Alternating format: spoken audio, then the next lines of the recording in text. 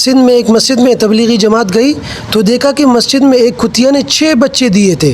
یہ حالات ہیں۔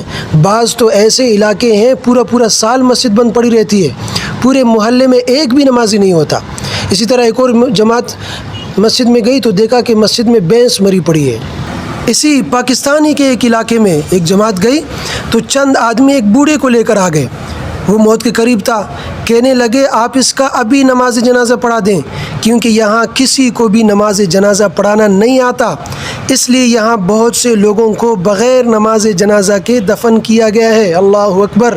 اندازہ لگائیں آپ، باپ کا انتقال ہوتا ہے تو لڑکے کو غسل دینا بھی نہیں آتا کہ باپ کو سنت طریقے سے غسل دینے کا طریقہ کون سا ہے۔ جس باپ نے اس کے لیے لاکھوں روپے چھوڑے، جب اس پر مصیبت کا وقت آیا تو بیٹا باپ کے کام نہ آ سکا۔ غسل تو درکنار 99% مسلمانوں کو نماز جنازہ بھی پڑھنا نہیں آتا۔ آج تو میرے دوستوں بے دینی کی انتہا ہو چکی ہے۔